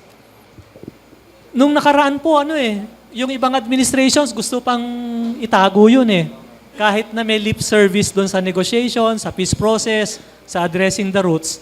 Pero ang lakas ng resistance doon sa pagbabago. Okay. Yun po yung pinakamalaking problema natin. You're referring to President Aquino? Ganun ba? Alam nyo po, kung iisa-isahin po natin, malaking sorpresa nung si President Ramos nagdeklara on his inaugural address na gusto niya ng peace negotiations. Because during the time of Cory, as Defense Minister, he was the one who was imposing the condition of laying down the arms first sa lahat ng armed groups. Hindi kasi siya presidente, hindi pa niya alam yun. Hindi pa siya yung humaharap doon sa problema. Ganon. Anyway, after Ramos, di ba si President Erap, inaugural address niya, sabi niya, yung mga rebeldeng yan, hindi dapat bine-baby, dapat pinupulbos. Yung niya doon sa Johnson baby powder, di ba? Inaugural address yun. At tinerminate niya yung talks with the NDF, also with the MNLF, MILF. Pagdating ni Presidente Arroyo, ibinalik niya. Kaya lang nagkaroon naman ng war on terror. Na nagkaroon ng ideya yung gobyerno, I think on the instigation of the US, that you can do this militarily. You don't need peace negotiations. Kaya ang tack ng Arroyo government was to pressure the NDF and the MILF into a negotiated capitulation. Peace on our terms, yung sinasabi. Pagdating ni Pinoy, meron din sana, kaya lang I don't think Pinoy had the sophistication to understand what the peace process requires. Teka. Excuse me. Ibig sabihin, kulang sa kaalaman, ganon. Sophistication na lang po. Medyo komplikado po kasi yung, di ba? Okay. Opo. Medyo komplikado yung I don't think he had the patience or the At ang nanaig doon yung spoilers. Those who believe na pwede naman yung co-optation or military solution. Okay. Si Presidente Duterte, I think, ang kaibahan sa kanya, alam niya na hindi pwede yun. Thank you. Please. Sir, Please identify yourself and the entity you come from. Christian Esguerra po sa ABS-CBN. A few questions po. Una kay Sir Ray Casambre. Tomorrow, the Supreme Court is expected to come out with a ruling on the martial law declaration in Mindanao. First, do you think the declaration of martial law by President Duterte somehow derailed or slowed down the momentum of the peace process? Kasi mainit yung NDF, CPP, NPA doon sa declaration of martial law. In a way, yes. Pero as I've said, these are obstacles which we are used to and which are not unresolvable. And I think, as Secretary Braganza said, despite whatever the decision on the martial law issue would be by the Supreme Court, I think it will not adversely affect the peace negotiations. Okay. Tapos sir, kay Mr. Braganza, si Richard. Joma Season, he mentioned a few weeks ago na peace talks might resume by August. Pero si Secretary Dureza last week, sabi niya, yun ang posisyon ng kaliwa. Pero hindi raw yun ang posisyon ng government. Ano ba talaga? How soon can you resume the peace talks? Christian, kagabi, nag-meeting si Secretary Bello at saka si Mr. Agkawili. And I happen to be the only witness. Well, we call them back channel talks. Precisely, ang ginawa ho is, we affirmed the gains of the peace process. We started this way, nandito na tayo ngayon, but admittedly, there are stumbling blocks that needed to be ironed out. And the objective of the meeting last night was yung way forward, how to proceed. No? Hindi ito usapin ng dates Kanina lang, kami ni Manong Ray, nag-uusap kami rin, no? Ang problema natin, Kuyang, sabi ko, is maikli yung proseso ng formal talks para pag-usapan yung substantial agenda. Imagine, technically speaking, 4 days eh. Di ba? Yung pag-uusap lang. In fact, both parties already agreed to have more meetings in the Philippines, bilateral meetings, to discuss yung substantial agenda. At sana, yung formal talks, kung seremonya na lang to affirm, di ba, sign yung mga napagkasundong agreements. Para po sa akin personally, that's a much better arrangement rather than go there and directly negotiate. Or, the formal talks could just be fine-tuning.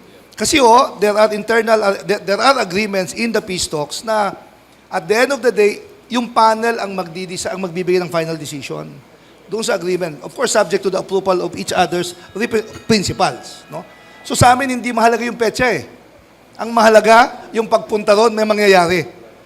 In addition, siguro sa mga sagot ko kanina, kaya yung public minsan nawawala ng interest despite yung high profile yung peace kasi hindi masyadong nakikita yung concrete gains o hindi siguro nararamdaman. Di ba? Parang ganun. But let me also tell you that in 2001, ang TV lang nakasama namin sa Peace Talks, Channel 4. Channel 4. Ngayon, it's the most widely covered Peace Talks. The mere fact that we are here today at naalala nyo kami ng anniversary nyo means something. Di ba that there is an interest on the peace process? But our obligation is to explain this to the general public with your help. Ano ho? With your help. Totoo yun. Totoo yun. So, yun po yung sa aming Christian. What is important is, pag nagkita-kita ho uli kami sa 5th round, something substantial will come about. Di ba? Now, when is that? It could be next week or it could be in August. But the bottom line is, kailangang magkita-kita at mag-usap po kami dito sa Pilipinas because we have more time here. Technically speaking, administratively, nag-uusap po kami once every 2 months. The FARC, we're meeting straight 2 weeks, 1 week vacation, 2 weeks again. Yung pa lang in Cuba. In Cuba. Iba ho yung Asian way of doing things eh. Di ba? Okay. Yeah. Iba ho eh. Yun lang naman, Christian. Thank you. Sir, isa na lang. Pabol. Kay Asst, Dickson, Hermoso. Sir, what really happened during the meeting? During the Eid al-Fitr? What happened during the meeting? You clarified na wala namang discussions regarding exchange of di ba? Of hostages. So ano yung napag-usapan? Ano yung demand ng Maute? Let me start with this. That's the holiest day sa Muslim Ummah, yung Eid al-Fitr, no? End of fasting. Hindi naman siguro insensitive yung ating armed forces. They declared an 8-hour unilateral ceasefire. Ang ginawa po ng Peace Corridor to the Joint Coordination Monitoring Assistance Center, itinawid ito papuntang Maute through the emissaries ng mga ustads na i-reciprocate nila so that we can get in and pull out or retrieve as much as how many na mga trapped civilians. Yun po yun. Yun yung intent noong Eid al-Fitr para in deference to the celebration of that holy day of the Muslim Ummah. So walang negotiation whatsoever na nangyari? Wala pong, ang negotiation is not political, it's humanitarian. Itinawid lang namin kasi nobody is talking to the other side. So kailangan makarating sa kanila yung unilateral ceasefire ng military dahil nag-subscribe yung military na titigil sila sa pagpapaputok in 8 hours that started 6 in the morning and at 2 in the afternoon. But nakahirit tayo ng extension na 2 hours kaya naging alas 4 ng hapon. At ang ulama na pakiusapan natin, although it's very risky dahil nga binabaril sila, yun yung itinawid nila na sagutin. Kaya nakakuha rin tayo, pero kukunti lang dahil yung nadaanan na may civilians pa, yun yung lumabas. Pero yung nasa loob, dahil nga noong June 4, nakapagpalabas tayo, so balit, yung 50 na Christians, hinuli ulit. Kaya we call it off. So yun po yun. Thank you. Please. Sir, good morning. I'm David Santos from CNN Philippines. Kay Asst Hermoso. Sir, siguro a follow-up nung kay Christian. Sabi nyo nga, walang negotiation na nangyari, no political, concessions ang pinag-uusapan. But the MILF is, apparently, nag-press con po sila along with the ulamas. The MILF is offering to mediate in behalf of the government, sir. Una, are we accepting this offer? Pangalawa, to what extent can we allow them to speak, whether in behalf of both panels, sir, no, as members of the Peace Corridor, para either to find a resolution to this crisis, or perhaps for the release of more hostages, or even the surrender of militants na nandyan pa sa Marawi, sir? That day na pumasok yung Ustadzes, ang kanilang intent in going there is just to bridge that unilateral ceasefire para sasagutin ng kabila as what we had done before, no?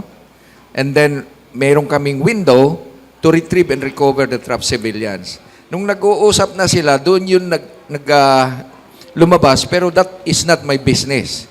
And after that, nag-press con yung ustads. Doon nila sinabi kung ano yung gusto ng mauti, na gusto na nila, instead of them to bridge with the government, yun ang MILF. But it's beyond me to answer. Hindi ko na ambit yun, hindi ko na domain. Ang akin is just to get the trapped civilians. But you did also mention, sir, you are the focal person of the President in terms of the Marawi crisis.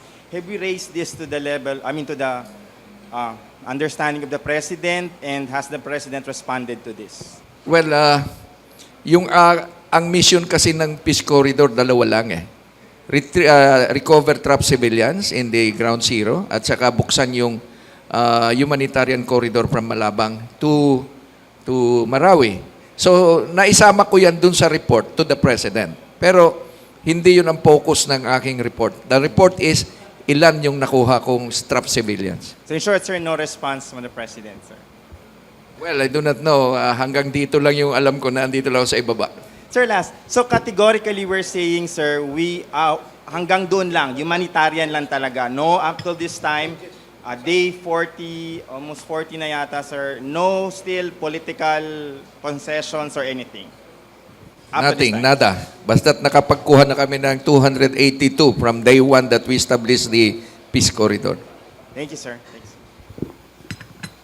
Questions from our colleagues from the media? Pat Santos, please. Okay, dumapa ka lang ng konti. Sige na. Hindi naman makikita eh. Sige. Sir, Pat Santos, Tribune, sir. Sa panig po doon ng NDF at saka yung side na yun, doon dito tayo, sir.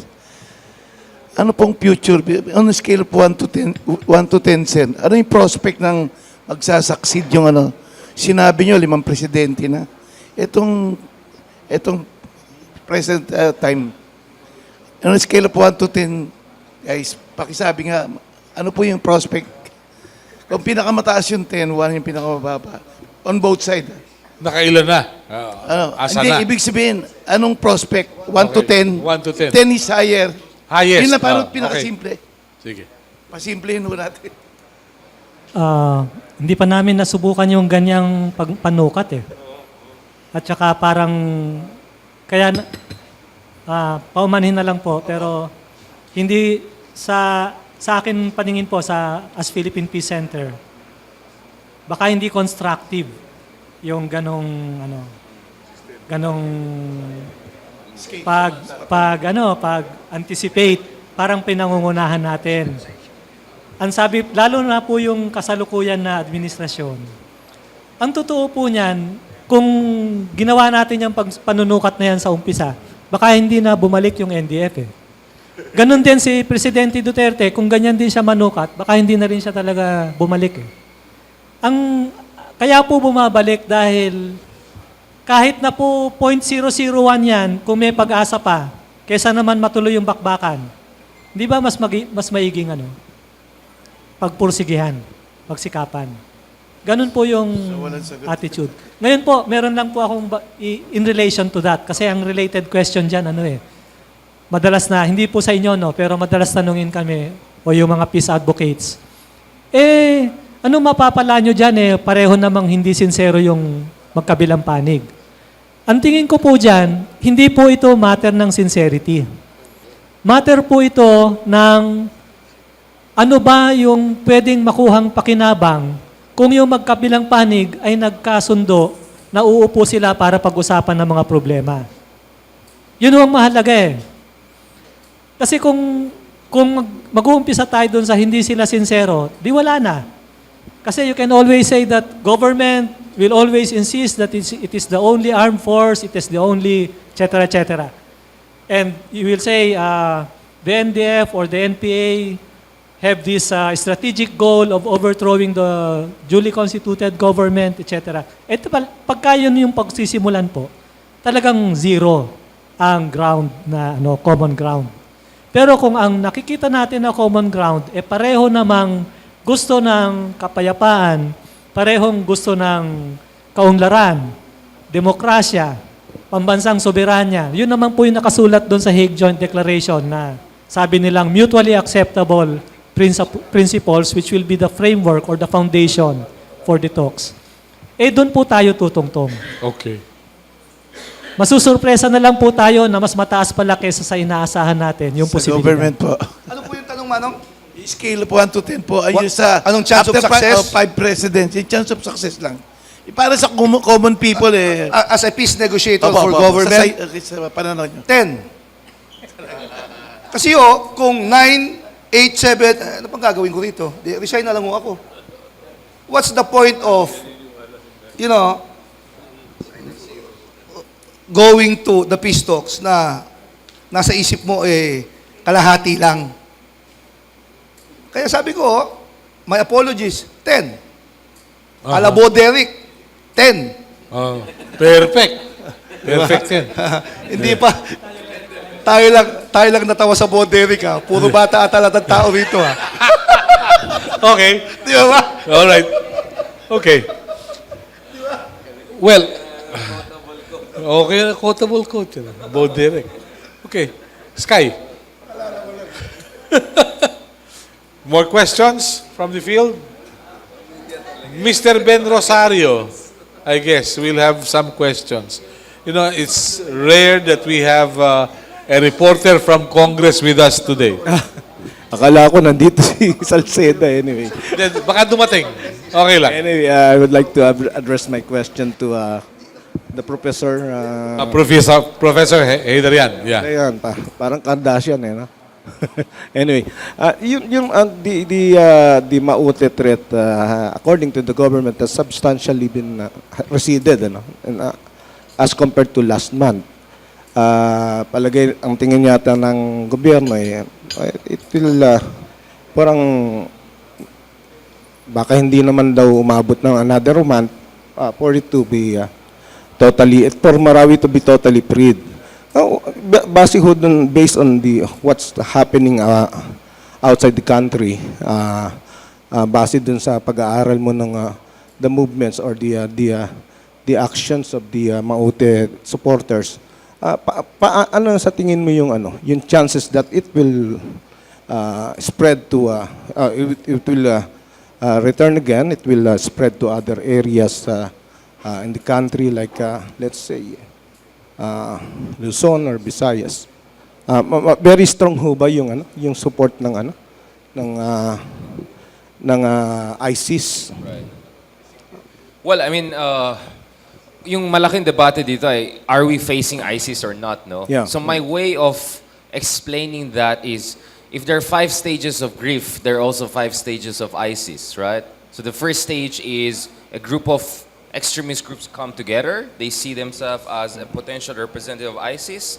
Second stage, they pledge a bayah or allegiance to Abu Bakr al-Baghdadi, assuming he's still alive.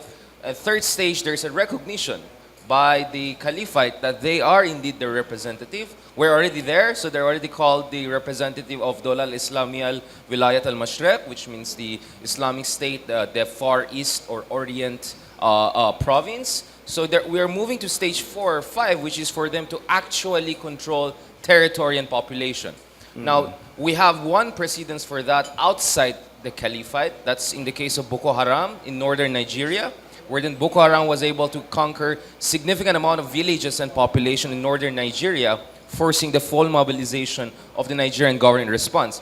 Why I'm using Boko Haram is because Boko Haram, similar to Maute, similar to Abu Sayyaf, these were just simply indigenous movements with indigenous political calculations. They were more of warlord groups, but they use very effectively the brand of the ISIS to properly mobilize, get international support, and eventually the ISIS Caliphate recognized them formally as their representative in Nigeria. So I think we're quite similar to the case of Nigeria. So the reason why the Philippine government has been very aggressive in the Marawi operation is to deny them the fourth stage. Because once you have clear population and territory, the final stage is the final recognition.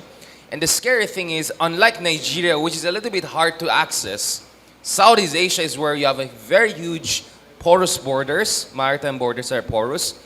And of course, the frightening nightmare scenario is that if Abu Bakr al-Baghdadi or whoever will replace him, if ever is eliminated, as the Russians say all the jihadis of Far East come and join your brothers and conduct your hijrah, which means migration, to Mindanao. So the difference with Al-Qaeda is that Al-Qaeda, of course, wanted the caliphate, but it never made it a primary objective now, here and now. So the urgency was not there. While with the ISIS, there's an urgency. If they lose it in the main caliphate, they want to have a fallback option. And so far, we're still talking about Eastern Asians joining this. What if the leadership of the Daesh, some of the top guys later on, want to relocate here? So that's a nightmare scenario, and that's what we're trying to prevent here. Thankfully, there is a sense of urgency, not only on the part of our government, but on the part of our key allies, both from the West and both from the East. And finally, we see this trilateral maritime border operations with Indonesia. It already started yesterday, and also with Malaysia, right? My hope is to push, we are already ASEAN chair. My hope is to push in Thailand and Singapore. The Singaporeans could be very helpful because they have the gadget, the technology, the intelligence. And the Thai are also affected because in Batani, Patawi, in the southern Thailand, they have quite a similar situation with us here in Mindanao. So we need the 5 key members of the ASEAN to really come together on this issue. Now, as far as the Maute is concerned, I mean, there are different schools of thought. One school of thought is saying that as long as, if you get rid of the Maute brothers, it's very hard for them to reconstitute themselves because they're too dependent on the mindset, the skills, and the family ties. So if this is a family thing, once you neutralize the family, the whole thing will fall apart. Generally, what makes me worried is that we know that generally the MILF, MNLF split was along tribal ethnic lines. Similarly with the Abu Sayyaf and the Maute and other groups. The problem right now is that now you see them gluing together under the brand of ISIS. So you had East Nilon, Hapilon relocating from Basilan to Lanao del Sur. So it seems that the ISIS brand is effective in bringing different groups together. So even if you defeat Maute or you neutralize the leadership, there's still other groups. Bangsamoro Islamic Freedom Fighters, Ansar Khalifa, Khalifa Islamiyah, Abu Sayyaf is still a force. And the other thing is this. My worry is what happens to Marawi after we fully liberated. Because Marawi is looking more like Mosul and Aleppo to me, right? And you know, a lot of my journalist friends who were there in Marawi were telling me stories about, I'm sure Asek knows more than me, but stories about, you know, the ISIS brand of Islam or perversion of Islam is becoming more and more attractive to some people who may not have been, attracted to it in the past. Because the grievance is even more. Remember, Marawi was a beautiful cosmopolitan city, commercial hub of Muslim Philippines. The Marawi State University was 70% Christian, which shows how cosmopolitan and advanced the city is. Now you look at Marawi, it's a totally different issue. So my fear is that even if you defeat Maute right now, even if you get rid of the leadershist, which is still not a given, they could come back later on. And not only in Marawi, but in other regions. And the other thing is this. Initially, Isnilon Hapilon was designated as the Amir, so that put a little bit Abu Sayyaf on the top of the hierarchy. But because of Marawi, you have the Maute coming to the rank.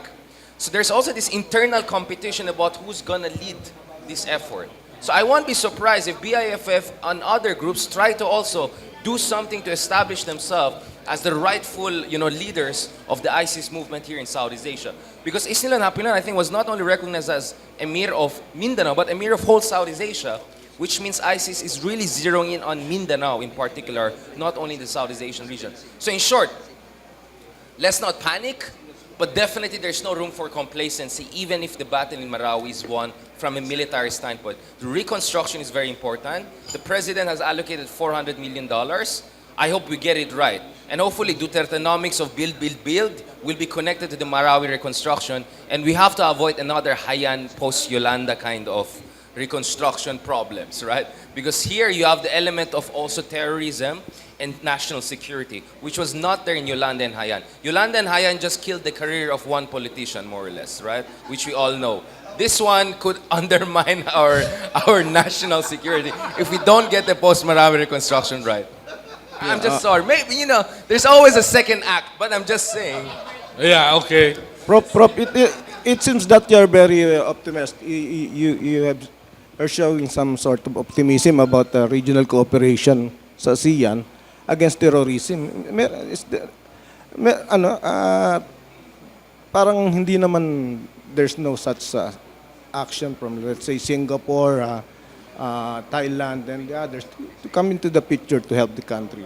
I'm actually very optimistic about the regional response. My only frustration is it came a little bit late. Why not earlier? Kasi last year pa lang nakita natin yung Abu Sayyaf very active dun sa Sulu area, Sulu and Celebes. So for me, it was just a matter of time. And sabi nga ng gobyerno natin, alam natin ng Mauten nagpa-preposition ng equipment at may mga underground tunnels na. So mukhang pinalano talaga to ng matagal, di ba? At last February pa, na nag-pledge ng allegiance yung 5 groups sa ISIS. So we have had more than a year already to prepare for this. Ang tingin ko lang is bakit ngayon lang yung response, no? So sana, mas nauna. So we could have been more preventative. But I don't want to play the blame game here. We can go on forever there. My issue right now is there's a problem. Let's deal with it as soon as possible. I think that's the most constructive position I can take at this point in time. Very well. Okay. Mga yes, please. Meron no tayong hindi nababanggit. Ayoko na sanang pasukan kasi itong terrorist dahil Sige nga, tuloy na natin. Andito na tayo eh. ang sa akin ang medyo kinakabahan ako, pinag-iisipan ko, yung pagpasok ba ng US para tumulong sa Marawi, para patalsikin ang Maute o talunin sila, yan po ba ang solusyon o bahagi ba yan ng solusyon? 15 years ago, nung pumutok yung Abu Sayyaf, hindi ba yun ang dahilan kung bakit nagkaroon ng balikatan at saka pumasok yung nagkaroon ng ginamit na yung Visiting Forces Agreement, naglagay ng Joint Task Force dyan sa Mindanao, Special Forces ng US. Ano nangyari? Noon, sabi sa atin, 100 lang yung Abu Sayyaf noong 2002. Ngayon, si Hapilon, nandyan na hindi lang Abu Sayyaf. Ano ba talaga ang balak ng US? Pagdating dito sa Abu Sayyaf, sa Maute, o yung ISIS, di ba? Meron pa nga, tanungin nga natin si Professor Let me Di ba US creation yung ISIS? Well, medyo malapit ang US Embassy, but still, let's be very honest about it. May visa pa. 6 years pa. Wala na si Trump nun. Well, I mean, the thing is this. For the first 3 weeks, di ba, talagang na-try natin na tayo mismo, no? Mag-handle ng crisis. Ang problema kasi po dito sa Marawi, urban warfare na po yan. Full-fledged urban warfare. At yung ating AFP, talaga sanay ito sa jungle warfare, sa open field warfare. Medyo kulang tayo, kaya nagkaroon ng mga friendly fire, may mga problema sa surgical strike. Ang katotohanan lang po dito ay, kung hihingi ka ng tulong, hihingi ka na lang sa US kaysa sa Russia. Kasi nakita yung Russia, no? Sa Chechnya, binomba niya yung buong city, no? That's how they solve the problem. At yung China, medyo hindi maganda yung ginawa nila sa Xinjiang. So kung wala ka rin choice for me, since we already have treaty agreements, or already we have VFA, we have EDCA among others, humingi na lang tayo ng tulong sa US. So for me, humingi tayo ng tulong, but let's always make sure na hindi ang US na magdikta ng anong solution natin dyan. As we mentioned a while ago, tama, peace process talaga nasa gitna dapat ng ating mga focus, but you always have to have an effective counter-terror, counter-spoiler operation. And dito helpful ang US, but never allow any foreign power to define what we'll do here, which is the peace negotiation process. So I think, wag naman tayo masyadong magpanic. And isang unit lang naman ng US Special Forces. Ngayon here, at the risk of being called the US stooge, the fact of the matter is that from 2002 to 2014, very effective po yung ating counter-terror cooperation with the US. In fact, by 2014, bumaba po yung number ng US Special Forces from around 4 to 500 to around 100 kasi halos na-neutralize natin yung kalaban natin. But that was before Mama Sapano. The moment Mama Sapano happened and then ISIS was pivoting to Asia, ayan, tuloy. So, there was an exogenous shock and the Mama Sapano shock which explains why bumalik ito yung mga extremist groups na to. So, it doesn't mean na hindi gumana yung operation natin with US. As far as the US making ISIS, well, mukhang ang source dyan ay Russia. I'm not sure that's the most reliable source. So I will not go to the detail of that. But clearly, there are concerns that, yung US medyo nag-turn ng blind eye when Jabhat al-Nusra, the predecessor of ISIS, was gaining ground in certain areas of Syria. Kasi yung first book ko talaga about Middle East, na-cover ko yung Jabhat al-Nusra. So I followed this very closely back in 2012, 2013. So that's what I'm gonna say. So in short, huwag tayo mag-knee-jerk panic sa US. And tanggapin natin yung katotohanan na medyo sa urban warfare kailangan natin ng tulong. Kasi ang US may drones, they can give real-time positioning of the enemy combatants. So may kailangan tayo ng technical assistance. But good thing, humingi din tayo ng tulong sa ibang country so hindi tayo masyadong dependent sa US. And may tiwala naman ako sa inyo na you will not allow other countries to define our peace process. Okay. Teka muna. May binanggit kasi na visiting forces agreement. I understand nagkaroon ng pirmahan while you were with the armed forces or the Department of Defense. Tell us more about this. Actually, yung BFA, kasi yung MDT natin, Mutual Peace Treaty, it's about invasion. So, hindi pwedeng tumulong ang Amerikano kung walang invasion sa Pilipinas, MDT. Kaya, merong war on terror noon, naisipan natin yung Visiting Forces Agreement. So, the presence of the Americans here, pagdating sa terrorism, war on terror, is under BFA. Okay. And related to that, meron tayong Mutual Defense Board. Pagkatapos, siyempre, meron ng terrorism, nagkaroon tayo na yung isang board din na SB, yung board parallel to that. So, yun ang nun. In fact, kami nga ang naggawa ng mga, solusyon para ma-involve yung Amerikano sa anti-terrorism war. Yung mag-provide ng communications, training, but we studied very well kung anong within the bounds of the law, anong nasa labas. Ngayon, nasa implementation natin yun eh. So, yung providing information using yung drone o yung P3 Orion. Ano ba yung P3 Orion? Hindi ako niniwala na direct ang ano nun eh. Kinukunan ng litrato yan, tapos dadali pa sa Okinawa, tsaka i-depend pa yung film nun, mga picture, bago, ganun lang yun eh. Yung drone ang nakakatulong dun. Yung drone? Yung drone, for tactical purposes. Okay. Let's look forward. Patapos na oras natin. I'd like to ask you, gentlemen, let's say, nobody would like to have a timeline. But what benefits will we reap should peace become a reality? I guess this will be the most potent question we'll have today. Will it be in economics? Will it be in social sector of society? You know, the only concern I have here is when OPAPP funds projects and the projects reach the political warlords, then it will come to a naught. I've seen this when the previous administration invited us to see projects, and I asked, kanino ito? Kay Mayor yan. Okay. Pumunta kami sa goat farm, kanino yan? Kay Governor yan. So sabi ko dun sa nakagwardya, taga 6th Division ka ba? Wala akong DB Division, sir. Kanino ka? Kay Governor. So, it does not necessarily mean that one should change the warlord or the private armed group from a kalaban to a kakampi will spell the difference.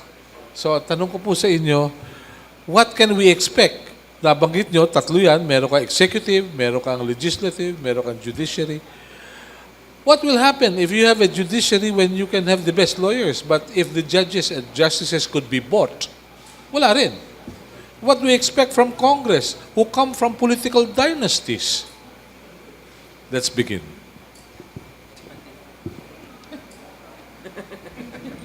Alam mo, ang tingin ko rito, the dynamics of democracy. Kung wala lahat yan, lahat susunod-sunod yan, eh hindi tayo demokratiko. Ako, galing ako sa military, but I would encourage discussion, different views. Nabasa ko yung sinulat ni Professor Miriam Pereira about the BBL and the Federation. Naliwanagan ako. Ngayon, ang masama dito, kung ang mindset natin ay sarado. In other words, people in government at all levels, executive, legislative, judiciary, dapat may open mindset. At yun ang nakikita ko sa mga peace advocates natin. They have an open mindset. Pero, kumisan lang, meron silang bias against the Defense Department. Hindi raw bali yung bias, yung bayad ang delikado. Okay. Yes, please. This is the usual line of Secretary Duresa, that the road to peace is not paved and straight. It is bumpy or crooked. So ang kanya is, let us not lost our focus. Let's hold on the line. There are lots of challenges ahead of us, and that challenges will fuel us more to work for peace.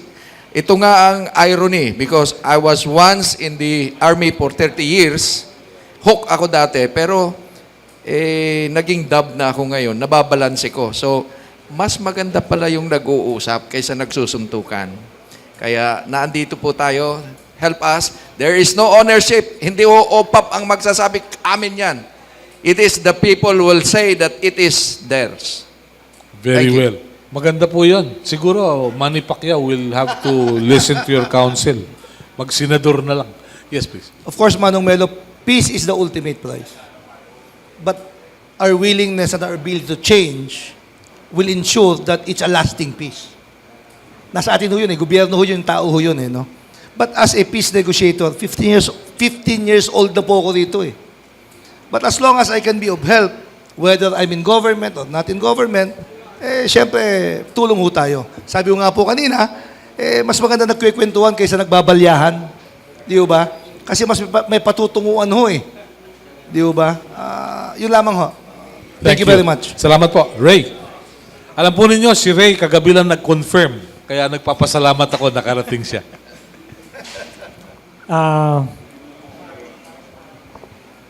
Pagbati muna doon sa anibersaryo ng Tapatan at maraming salamat sa pag-anyaya sa amin dito.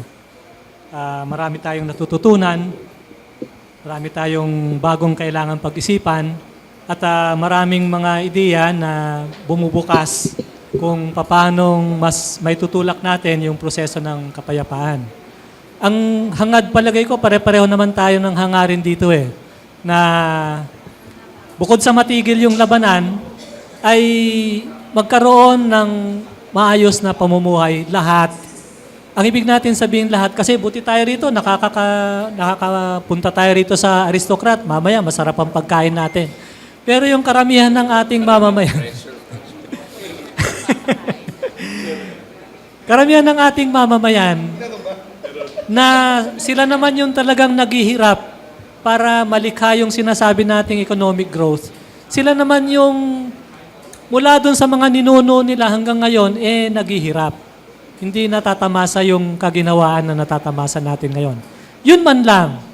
At yun na yung magdadala sa atin ng sinasabing demokrasya. Kasi mahirap maging democratic kung kung kumakalam yung tiyan mo, tsaka kailangang mangutang ka sa amo mo bago ka kumain Nakadepende sa politika. Oo. Yun. Simple lang yung hangarin natin, pero alam natin napakahirap tamuhin. Pero alam natin na posible at maaari kung ating pagsisikapan ng sama-sama. Professor. Well, yung last year, at the height of yung mga controversy na mga sinasabi ni Pangulo laban sa Amerika, sa war on drugs, may namit akong very senior officials from Norway at sabi ko sa kanila, what if masolve ni Pangulong Duterte yung both the Islamist and the communist insurgency at manominate siya for Nobel Peace Prize at manalo siya? Would you welcome him there in Norway, no?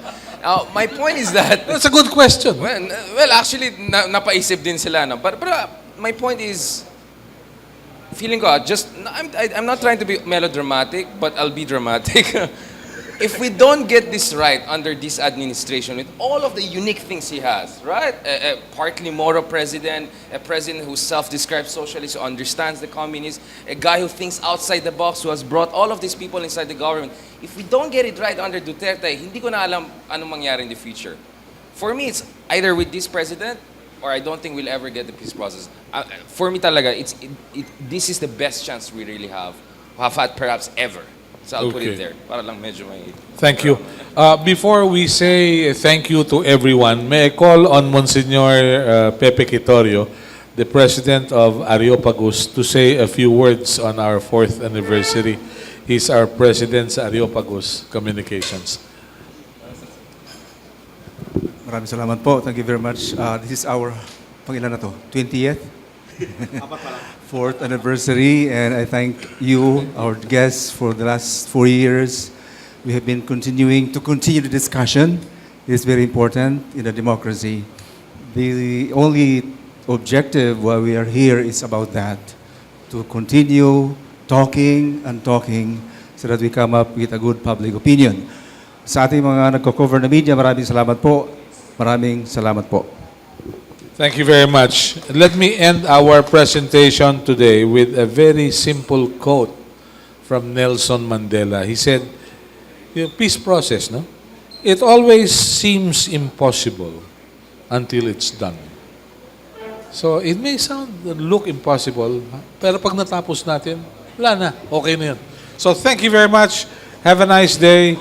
And we'll have our happy anniversary to everyone. Salamat Let's have sa our inyo picture lahat. taken.